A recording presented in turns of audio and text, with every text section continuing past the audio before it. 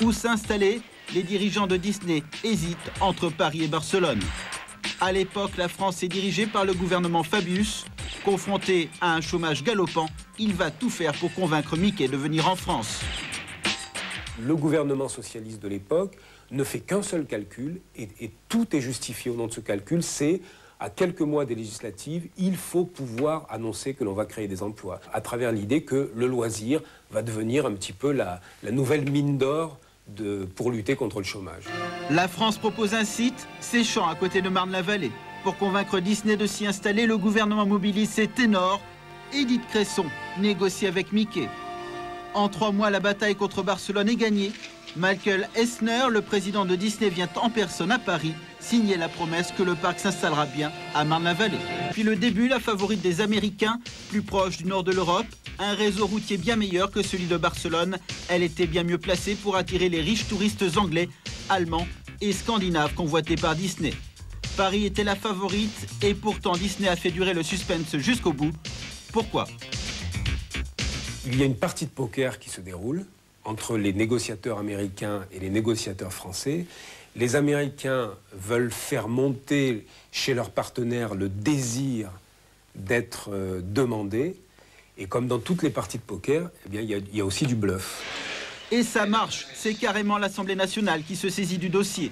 À la demande de Disney, les députés votent une loi pour baisser de plus de moitié la TVA sur les parcs de loisirs. Et ce n'est pas fini. L'État français va financer le prolongement de 10 km d'une ligne RER pour amener les touristes jusqu'à Disney. Le TGV et l'Eurostar viennent eux aussi jusqu'à Marne-la-Vallée aux frais du contribuable. Mais là, c'est tout de même Disney qui paye la gare. L'État va encore financer une bretelle d'autoroute de 5 km. Les touristes pourront arriver en voiture aux portes du parc sans avoir à payer le moindre péage. Au total, c'est un cadeau de 4 milliards de francs que l'État français fait à Disney. Disney Company. 1987, cette fois-ci, c'est pour de bon. Jacques Chirac, Premier ministre, reçoit à Matignon Michael Eisner pour signer l'accord final sur l'installation du parc de loisirs. Company and because it's France. Le projet qui s'annonce est gigantesque. Sur Disney présente au public son futur parc de loisirs avec ses attractions, ses boutiques et ses hôtels. Mais ce que l'on ne montre pas, c'est ce qui viendra tout autour. En rouge, le futur parc. En vert, une surface 10 fois plus grande sur laquelle Disney veut plus tard construire des bureaux et des logements. C'est le plus grand projet immobilier depuis la Défense. Jean-Pierre Levade, l'actuel président du Crédit Lyonnais, était à l'époque chargé de négocier ces terrains. Les exigences de Disney, il n'est pas prêt de les oublier. Il voulait une maîtrise complète du développement immobilier espéré sur une superficie extrêmement importante. C'est-à-dire? Oh, je n'ai plus le chiffre en tête, mais ils ont dû demander au départ, je ne sais pas, je dirais probablement 3 000, 4 000, 5 000, 5 000 hectares. Finalement, dans l'accord signé avec Jacques Chirac, Disney en a obtenu la moitié. C'est tout de même une surface équivalente à une ville comme Nancy. Et en plus, c'est l'État qui se charge de racheter ces terrains pour le compte de Disney. La tâche n'est pas simple, car en face, la contestation fait rage. Mickey, cette propriété n'est pas à vendre. Non aux expropriations, disent les pancartes. Les habitants refusent de vendre leurs terres. Leur chef de guerre se nomme Marcel Dupré. Il est décidé à porter l'affaire devant la justice. Plus tard, le même Marcel Dupré ne proteste plus. Et pourtant, il a bien été exproprié. Dupré a fait une bonne affaire. Pour acheter ses terres au profit de Disney, l'État lui a payé le prix fort, même s'il ne veut pas l'avouer.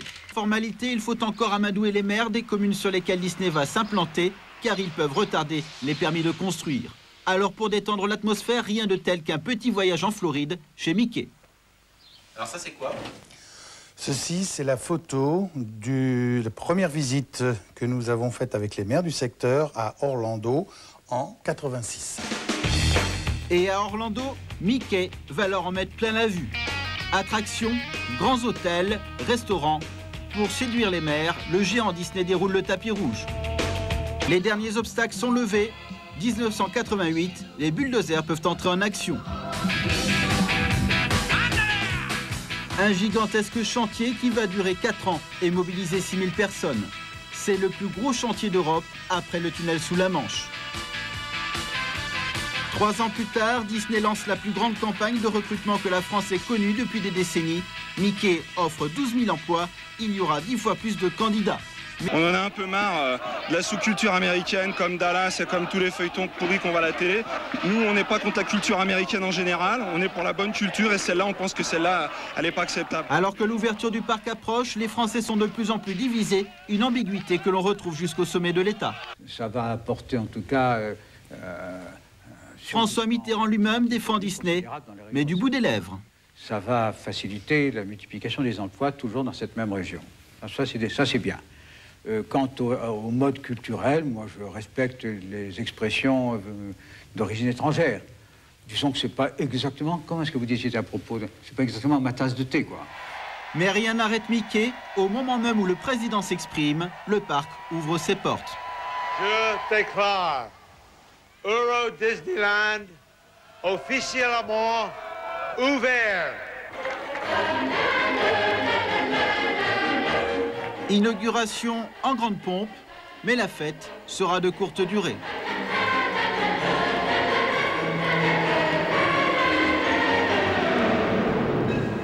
Un an plus tard, c'est la douche froide. Les visiteurs sont moins nombreux que prévu. Aux terrasses des restaurants, les tables sont vides. À qui la faute? D'abord le prix d'entrée. Il est trop cher. Pour un couple avec 2 enfants, il faut compter 800 francs. Trop chers aussi les hôtels. Disney a construit 5200 chambres, c'est le quart de la capacité hôtelière de Paris. Mais rares sont les clients qui pouvaient se les offrir. Dans celui-ci, en 92, il fallait compter jusqu'à 2500 francs la chambre, le prix d'un palace parisien. L'hôtel qui a le plus profité de l'ouverture d'Euro Disney, le Novotel. Le patron avait flairé le filon. Quelques mois avant l'ouverture du parc, il s'était même agrandi. Nous avons décidé de reconstruire 110 chambres, c'est-à-dire ce bâtiment qui est en face de nous, qui nous a amené l'hôtel à 200 chambres. En 92, la chambre pour 4 personnes coûtait 480 francs, presque 2 fois moins cher qu'au Cheyenne. C'est tout à fait la chambre Novotel de 25 mètres carrés. La différence, c'est qu'ici, la décoration est plutôt sommaire et surtout, aucun cow-boy pour vous accueillir. Surtout les tarifs. En 92, le Novotel faisait le plein de clients Euro Disney, tout comme les hôtels premier prix qui à l'époque poussaient comme des champignons dans le secteur. Hôtel trop cher, fréquentation insuffisante et pour couronner le tout, les fameux terrains qui autour du parc devaient se transformer en bureaux et en logements restent désespérément vides. Le marché de l'immobilier s'est cassé la figure, il n'y a plus d'acheteurs. À partir de là, eh bien, le projet, fantastique qui avait été imaginé par Disney ne peut plus se réaliser dans les mêmes conditions. Pour Mickey, c'est la descente aux enfers. Le manège désenchanté, titre la presse. Faute de visiteurs, il faut licencier 950 personnes, près d'un employé sur 10. Pour les actionnaires aussi, c'est la douche froide. En 89, ils avaient acheté leur action à 72 francs. 3 ans plus tard, elle en valait plus du double, mais ensuite, elle s'effondre à moins de 7 francs. Les banquiers s'affolent, la rumeur parle de fermer le parc. Disney n'arrive plus à rembourser les 20 milliards de francs qu'il avait empruntés. Au siège de la BNP, principale banque à avoir prêté, le scénario tourne au cauchemar. On est tout à fait conscient que toute semaine supplémentaire où la presse, que ce soit la presse financière ou la presse, je dirais, à grand tirage, ne faisait qu'évoquer les difficultés du parc et peut-être la menace qu'un jour il ferme, tout ceci était terriblement destructeur pour le parc en tant qu'entreprise, si je puis dire, de loisirs. Donc il était très important d'arriver rapidement à un accord. En phase 2, les banquiers vont trouver un homme, Philippe Bourguignon. Nommé à la tête d'Euro Disney en pleine tempête, il va redresser la situation en 2 ans. Première étape, il obtient le rééchelonnement de la dette auprès des banques. Mickey ne fermera pas. Dans la foulée, Philippe Bourguignon va faire un énorme pari, relancer la fréquentation en baissant tous les prix. Exemple, pour un adulte, le tarif d'entrée passe de 250 francs à 195 francs. C'est 99 francs. Sur ce réveil Mickey, le parc devait reverser 5 francs de royalties à Disney États-Unis. Jusqu'en 99, cet argent restera dans les caisses du parc. Disney baisse ses prix et pour mieux attirer le client, le parc lance une nouvelle attraction, Space Mountain. Pour l'inauguration, Disney veut frapper un grand coup. Avec l'inévitable show hollywoodien, un astronaute et surtout des stars. Autour de Claudia Schiffer et David Copperfield, les personnalités du petit et du grand écran sont les premières à monter dans ce grand 8 intersidéral. Un investissement de 600 millions de francs et un coup médiatique parfaitement réussi. Qu'elles le veuillent ou non, ce sont les stars qui vont vendre le produit. C'était génial, hein? Sublime, sublime, incroyable. Génial, génial. C'est prodigieux. À Marne-la-Vallée, les embouteillages refont leur apparition. Preuve que la baisse des prix et les nouvelles attractions ont atteint leur but. Le public est de retour. Chaque année, en fait, le gouvernement retire de ce projet environ 1 milliard de taxes. Donc c'est l'un des plus beaux retours qu'ils ont jamais vus. Mais l'État n'est pas le seul à s'être enrichi. Olivier Bourgeot, 36 ans, est le maire de Chessy, l'une des communes sur lesquelles le parc s'est installé.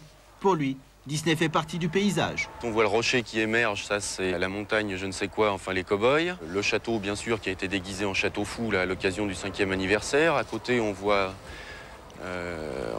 effectivement l'espèce de clocher de l'hôtel Disneyland. Et tout ça c'est votre commune? Tout ça c'est sur Chessy, absolument.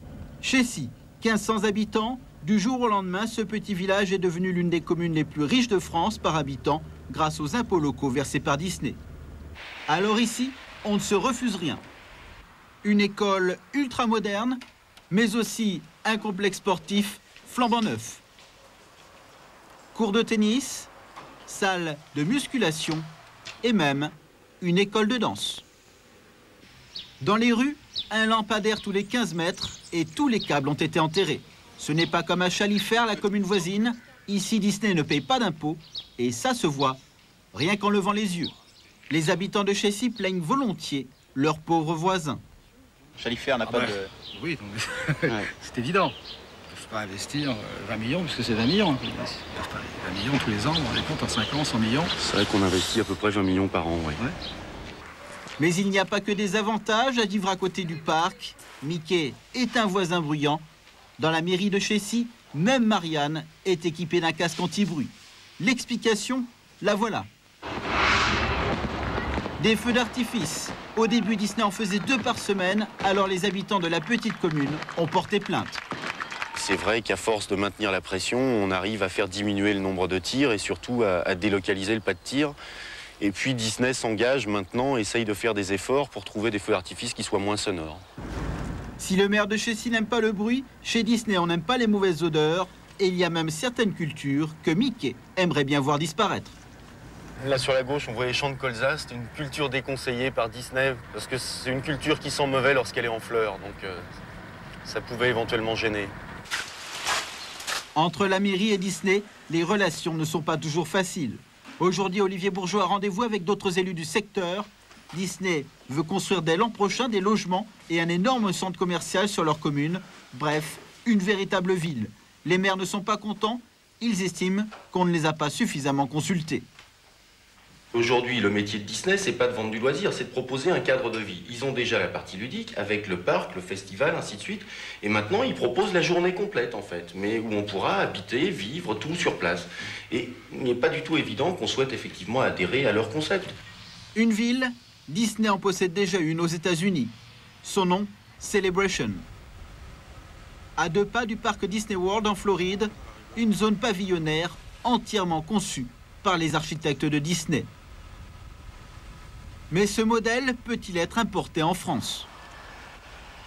Celebration, c'est vraiment un petit village à la mode américaine et qui n'a absolument, enfin pour moi, aucune raison d'être en Île-de-France à 30 km de Paris. Restons français. La ville Disney près de Paris, voilà à quoi elle pourrait ressembler. Les dessins sont prêts, la construction commencera dès l'an prochain. Au départ, il n'y aura que 6000 habitants. Mais d'ici 20 ans, le projet est de bâtir sur ces champs de blé une agglomération grande comme Nancy, autour du royaume de Mickey.